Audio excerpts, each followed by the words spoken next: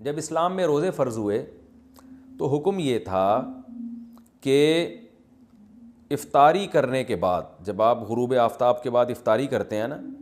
تو افطاری کرنے کے بعد جب تک آپ دوبارہ سو نہیں جاتے اس وقت تک آپ کو کھانے پینے کی اجازت ہے، اس وقت تک آپ کو کھانے پینے کی اجازت ہے۔ ایک بات، جیسے ہی آپ کی آنکھ لگ گئی دوبارہ اٹھے تو بس اب کھانا پینا آپ پر دوبارہ کیا ہو گیا؟ حرام ہو گیا، یعنی روزہ آپ کا شروع ہو گیا۔ ایک حکم تو یہ تھا۔ دوسرا یہ تھا کہ جیسے روزے کی حالت میں زوجہ سے ہم بستری کی اجازت نہیں تھی، اسی طرح رمضان کی راتوں میں بھی زوجہ کے قریب جانے کی اجازت نہیں تھی، اور اس پر کفارہ تھا کہ 60 روزے مسلسل رکھنے پڑیں گے آپ کو۔ تو بعض صحابہ سے یہ کوتاہی ہو گئی۔ ایک صحابی رسول اللہ صلی اللہ علیہ وسلم کے پاس آئے، بڑا دلچسپ واقعہ ہے۔ ان سے رمضان کی رات میں اپنی زوجہ سے ہم بستری ہو گئی، تو آپ صلی اللہ علیہ وسلم نے فرمایا کہ وجہ کیا تھی، کیسے ہوا تم سے، کیوں ہو گیا یہ؟ تو انہوں نے فرمایا یا رسول اللہ، میری زوجہ کی پنڈلی میں نے دیکھی، اس پہ نظر پڑی، وہ انہوں نے کہیں اپنا پائنچہ اوپر کیا تو بس میں جو ہے وہ برداشت نہیں ہوا اور میں مجھ سے جمع ہو گیا۔ تو آپ صلی اللہ علیہ وسلم مسکرائے اور آپ نے فرمایا کہ 60 روزے رکھو۔ انہوں نے فرمایا یا رسول اللہ ایک روزہ نہیں، اتنا مشکل ہے ایک روزہ رکھنا، تو 60 کیسے رکھوں گا؟ آپ نے فرمایا جو ہے 60 مسکینوں کو کھانا کھلاؤ 2 ٹائم کا۔ انہوں نے عرض کیا یا رسول اللہ میں تو خود مسکین ہوں، میرے پاس تو کھلانے کے پیسے نہیں ہیں۔ تو اب اسلام میں اصل حکم تو یہ ہے کہ اگر روزے کی حالت میں آپ زوجہ سے ہم بستری کر لیں تو لگاتار 60 روزے رکھنے پڑتے ہیں۔ اس کی اگر استطاعت نہیں، یعنی آپ بوڑھے ہیں، بیمار ہیں، تو پھر آپ 60 مسکینوں کو 2 ٹائم کا کھانا کھلائیں گے۔ اس کی استطاعت نہیں ہے تو اب کچھ نہیں کرنا، اب یہ انتظار کرنا ہے کہ جب استطاعت پیدا ہو جائے تو 60 مسکینوں کو کھانا کھلانا ہے آپ نے، ورنہ بیٹھے رہیں آرام سے۔ لیکن نبی صلی اللہ علیہ وسلم نے ان کی دلجوئی کے لیے، اور کہ چلو کچھ تو تھوڑی بہت ان کو سزا ملے، تو آپ صلی اللہ علیہ وسلم نے ان کو حکم دیا کہ اچھا چلو 60 مسکینوں کو کھلا بھی نہیں سکتے، غریب ہو، تو پھر ایسا کرو کہ صحابہ کو حکم دیا۔ اچھا پھر انہوں نے فرمایا کہ آپ صلی اللہ علیہ وسلم نے فرمایا کہ ٹھیک ہے، صحابہ کو حکم دیا ان کے لیے کچھ چندہ کرو اور ان کو دو تاکہ یہ کسی غریب کو صدقہ کر دیں، کچھ تو تلافی ہو نا جو غلطی ان سے ہوئی ہے۔ تو صحابہ نے سب نے کچھ چندہ کیا اور ان صحابی کو پکڑایا کہ بھائی مدینہ میں کسی مسکین کو صدقہ کر دو۔ تو انہوں نے عرض کیا یا رسول اللہ مجھ سے زیادہ مسکین کو صدقہ کروں میں، یعنی سب سے بڑا مسکین تو میں ہی ہوں۔ تو آپ صلی اللہ علیہ وسلم ہنس پڑے اور آپ صلی اللہ علیہ وسلم فرمایا جاؤ کھاؤ، ٹھیک ہے نا، کھاؤ اور اپنے اہل و عیال کو کھلاؤ۔ تو یہ بڑا دل لگی کا معاملہ ہو گیا ان صحابی کے ساتھ۔ تو لیکن اللہ تعالیٰ نے حکم یہ نازل کیا کہ رمضان کی راتوں میں تمہارے لیے زوجہ کے قریب جانا جائز ہے، اس کی اجازت دے دی اللہ تعالیٰ نے، اور اس کی حکمت بھی بیان کی۔ علیم اللہ انکم کنتم تختانون انفسکم، اللہ جانتا ہے کہ تم اپنے ذات کے ساتھ خیانت کرو گے، یعنی خیانت ہی ہے نا، اللہ کے حکم کو توڑ دو گے۔ یہ حکم بہت مشکل ہے، اللہ کو پہلے سے پتہ ہے کہ تم نہیں اس کو فالو کر سکتے، لہذا ہم نے تمہیں چھوٹ دے دی ہے۔ تو یہ آیت یعنی اس سیاق و سباق میں نازل ہوئی۔ تو اللہ نے فرمایا احل لکم، حلال کر دیا گیا ہے تمہارے لیے رمضان کی راتوں میں، الرفث الی نسائکم، اپنی عورتوں کی طرف بے پردہ ہو کے جانا یا بے لباس ہونا، ہن لباس لکم، وہ عورتیں یعنی تمہاری بیویاں تمہارا لباس ہیں، وانتم لباس لہن، اور تم ان کا لباس ہو۔ اللہ نے میاں بیوی کو ایک دوسرے کا لباس قرار دیا ہے، یہ ایک بڑی زبردست ایک پہچان ہے زوجین کی، میاں بیوی کی۔ لباس اس لیے کہ لباس کا کام ہوتا ہے آپ کے ان اعضاء کو چھپانا جو آپ کے لیے ضروری تو ہیں لیکن آپ دنیا کے سامنے اس کو دکھانا نہیں چاہتے، وہ آپ کی بے عزتی کا ذریعہ بنتے ہیں۔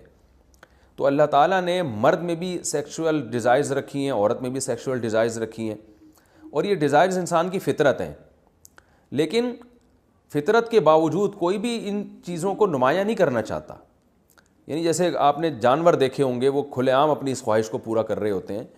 تو مرد اور عورت میں اللہ نے یہ خواہش تو رکھی ہے،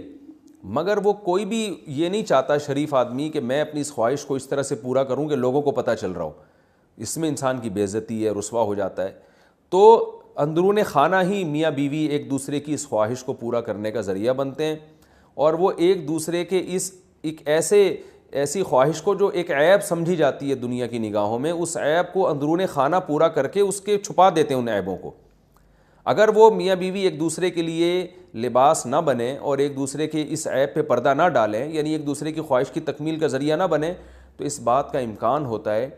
کہ یہ دونوں مرد بھی اور عورت بھی کسی اور طریقے سے اپنی خواہش پوری کر کے دنیا کے سامنے ذلیل اور رسوا ہو جائیں۔ ظاہر طوائف خانوں کا رخ کریں گے یا اور کسی طرح سے جو ہے نا زنا کی کوشش کریں گے، تو اس میں آخرت کی رسوائی بھی ہے اور بعض دفعہ دنیا کی رسوائی کا ذریعہ بھی بنتی ہے یہ چیز۔ تو میاں بیوی اندرون خانہ ہی بند کمرے میں ایک دوسرے کی اس خواہش کو پورا کر کے ایک دوسرے کی خواہش پہ پردہ ڈال دیتے ہیں، بالکل جیسے لباس آپ کے جو جسم کے پوشیدہ اعضاء ہیں ان کو چھپا دیتا ہے۔ تو دو کام کرتا ہے لباس، ایک تو یہ کہ آپ کے جسم کے جو پوشیدہ اعضاء ہیں ان کو چھپا بھی دے گا، اور دوسرا لباس زینت کا کام بھی کرتا ہے، جب آپ لباس پہن کے باہر نکلتے ہیں تو اور اچھے بھی لگتے ہیں۔ تو اللہ تعالیٰ نے ایسا ایک انتظام کیا، میاں بیوی کو ایک دوسرے کے لیے ایسا بنایا کہ ایک دوسرے کی خواہش کو اندرون خانہ ہی یہ پورا بھی کر دیتے ہیں اور زینت کا ذریعہ بھی بنتے ہیں۔ جب میاں بیوی باہر نکلتے ہیں تو لوگ تعارف کروا رہے ہوتے ہیں نا، شادی شدہ آدمی ہے، پارکوں میں لکھا ہوتا ہے فیملی کے بغیر الاؤ نہیں، ان کو پتہ ہے جو فیملی کے بغیر ہوتا ہے وہ قابل عزت نہیں ہوتا، فیملی والا آدمی قابل عزت ہوتا ہے۔ تو وہ زینت کا ذریعہ بھی بنتے ہیں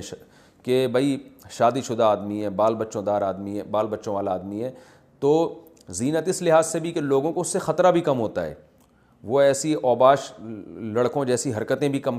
یعنی حرکتیں بھی نہیں کرتا، اور زنا سے بھی بچ جاتا ہے وہ، تو اس لحاظ سے بھی لوگوں کو اس سے خطرہ نہیں ہوتا۔ تو ہر لحاظ سے ایک دوسرے کی زینت کا ذریعہ بنتے ہیں اور ایک دوسرے کی عیبوں پہ پردہ ڈالنے کا ذریعہ بنتے ہیں۔ تو یہ ایک اللہ تعالیٰ نے پہچان کروائی ہے، اور اس میں اللہ نے عورت کا ذکر پہلے کیا، مرد کا بعد میں کیا، اس میں کیا حکمتیں ہیں، یہ ایک لمبا ٹاپک ہے، میں بیانات میں ذکر کر چکا ہوں، پھر تفسیر میں اس طرح کی باتیں ہوں گی تو بہت لمبی تفسیر ہو جائے گی۔ آگے اللہ نے فرمایا علیم اللہ انکم کنتم تختانون انفسکم، اللہ کو پتہ ہے تم اپنے نفس کے ساتھ خیانت کرو گے۔ خیانت کا مطلب جب اللہ کے حکم کو توڑو گے تو اپنے ساتھ ہی خیانت ہے نا یہ، تو اللہ کو پتہ ہے کہ تم اس حکم کو فالو نہیں کر سکتے، یعنی رمضان کی راتوں میں بھی ہم پابندی لگا دیں تو پورا مہینہ زوجہ سے دور رہنا تمہارے لیے بڑا مشکل ہو جائے گا، اس لیے اللہ نے حکم دے دیا فتاب علیکم، اللہ تم پر متوجہ ہوا، وعفا عنکم، اور جو کوتاہی تم میں سے ہو چکی ہے، ان صحابی سے کوتاہی ہوئی تھی اللہ نے معاف کر دی، فل آنا، پس اب تمہیں اجازت ہے، باشروہن، ان سے تم ہم بستری کر سکتے ہو، یعنی رمضان کی راتوں میں، وابتغوا ما کتب اللہ لکم، اور وہ اولاد تلاش کرو، وہ چیز تلاش کرو جو اللہ نے لکھ دی ہے تمہارے لیے، یعنی اس سے مراد ہے اولاد۔ تو اب یعنی زوجہ کے قریب اس نیت سے جاؤ کہ تمہیں اولاد ملے۔ تو یہاں بھی کچھ باتیں، پہلی سوال یہ پیدا ہوتا ہے کہ جب اللہ نے اس حکم کو منسوخ ہی کرنا تھا، اللہ تعالیٰ نے رمضان کی راتوں میں زوجہ سے ہم بستری کی اجازت دینی ہی تھی، تو پھر پہلے پابندی کیوں لگائی جب منسوخ ہی کرنا تھا؟ تو مشرکین یہ اعتراضات کیا کرتے تھے کہ قرآن ایک بات پہ معاذ اللہ قائم کیوں نہیں رہتا، منسوخ کیوں کر دیتا ہے؟ اس کا مطلب ہے کہ یہ اللہ کا حکم نہیں ہے بلکہ یہ تو نبی نے اپنی طرف سے بنایا ہوا ہے، کیونکہ نبی جو ہے نا وہ حکم چینج کرتے رہتے ہیں۔ تو یاد رکھیں ایسا نہیں ہے، قرآن جب کسی حکم کو منسوخ کرتا ہے تو قرآن میں پہلے گزر چکا نا، ما ننسخ من آیت او ننسیھا ناتی بخیر منھا او مثلھا۔ بعض دفعہ حکمتیں ہوتی ہیں، اللہ کے علم میں تو یہ ہوتا ہے کہ میں نے اس حکم کو چینج کرنا ہے، لیکن اللہ تعالیٰ پہلے ایک حکم نازل کرتے ہیں یہ بتانے کے لیے کہ ہماری اصل منشا تو یہ تھی کہ یہ حکم نازل ہو، لیکن پریکٹیکلی کروایا گیا کہ تم کمزور ہو تو، اور کمزوری کی وجہ سے تم اس حکم کو فالو نہیں کر سکتے، تو اللہ کتنا غفور الرحیم ہے، اپنے اصل قانون کو چینج کر رہا ہے۔ تو اگر شروع ہی سے یہ حکم نازل ہوتا نا کہ رمضان کی رات میں زوجہ کے قریب جانے کی اجازت ہے، تو یہ جو اللہ کی ایک رحمت اپنے بندوں کے اوپر ہے، یہ رحمت نمایاں نہ ہوتی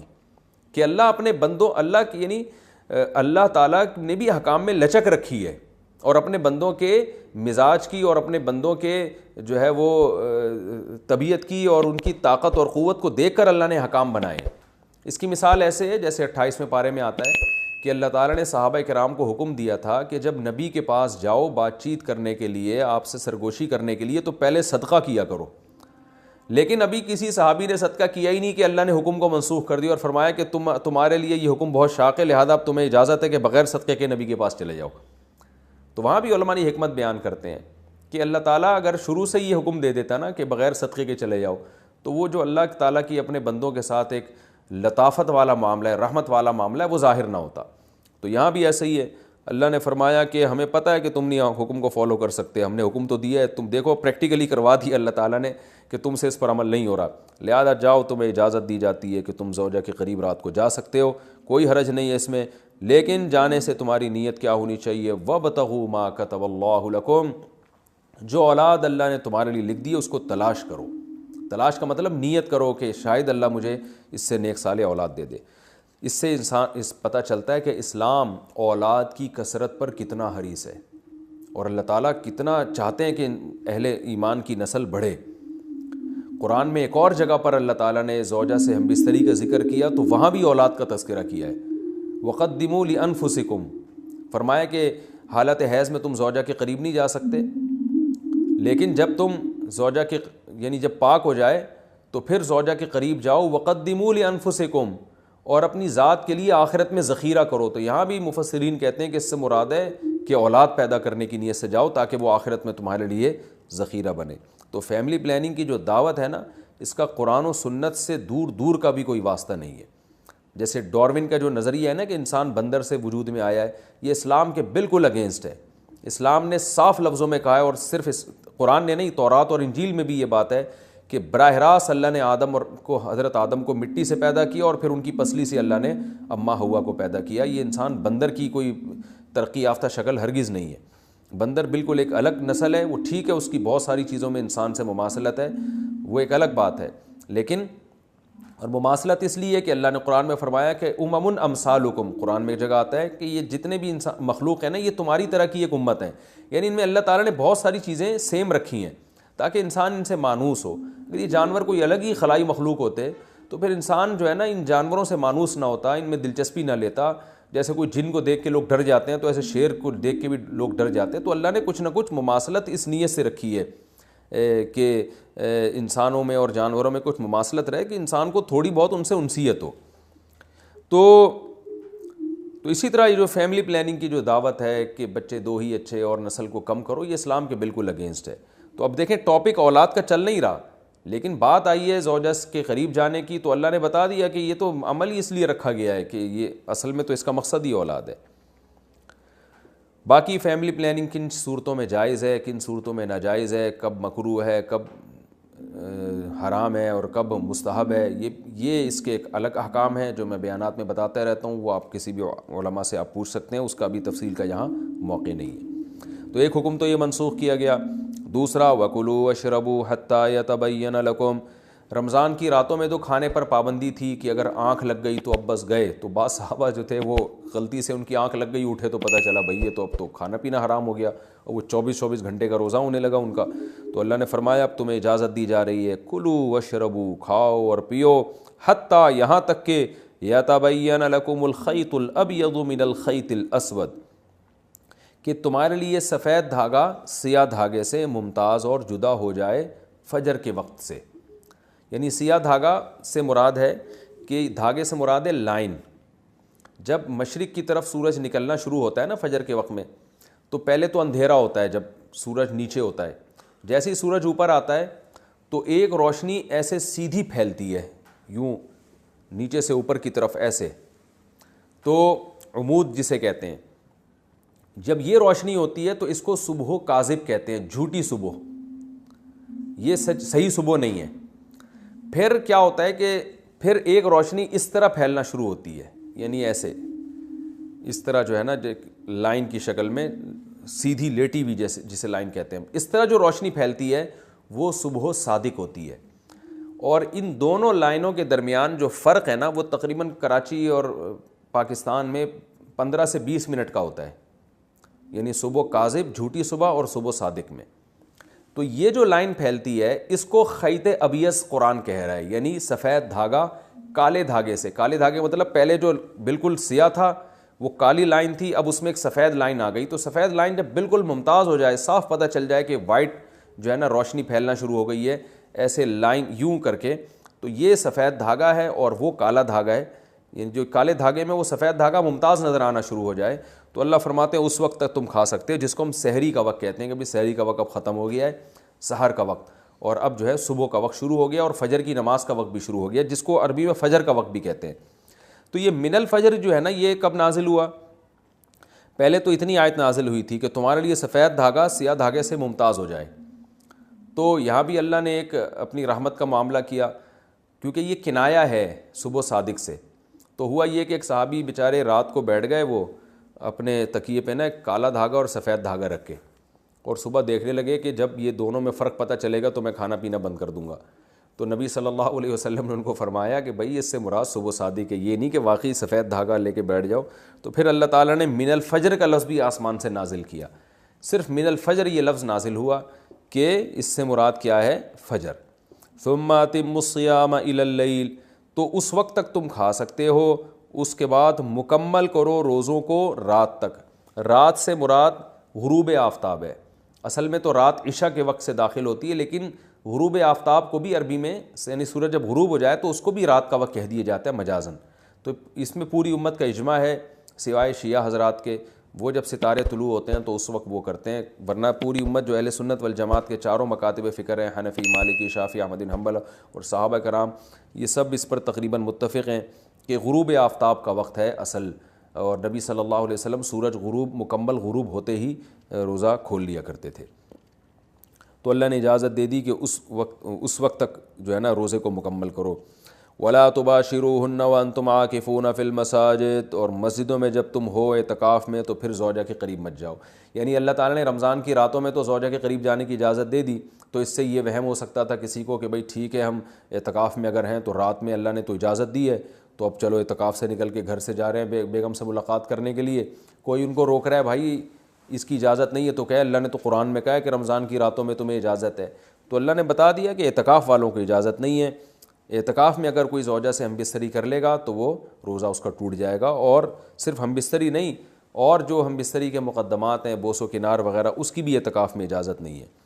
تلک حدود اللہ فلا تقربوها، یہ اللہ کی حدود ہیں، ان کے قریب مت جاؤ. اس طرح اللہ اپنی آیتیں لوگوں کے لیے کھول کھول کے بیان کرتا ہے تاکہ لوگ تقوی اختیار کریں. اور یہ آخری آیت کا ترجمہ کر دیتا ہوں، یعنی تھوڑی تفسیر بیان کر دیتا ہوں، اس کے بعد پھر انشاءاللہ اس پورے رکوع کے صرف علمی نقطے رہ جائیں گے، وہ میں اگلے ایپیسوڈ میں بیان کروں گا. وَلَا تَأْكُلُوا أَمْوَالَكُمْ بَيْنَكُمْ بِالْبَاطِلِ، اور ایک دوسرے کا مال ناحق طریقے سے مت کھاؤ. جتنے غلط طریقے کسی کا مال کھانے کے ہیں سب کو حرام کر دیا.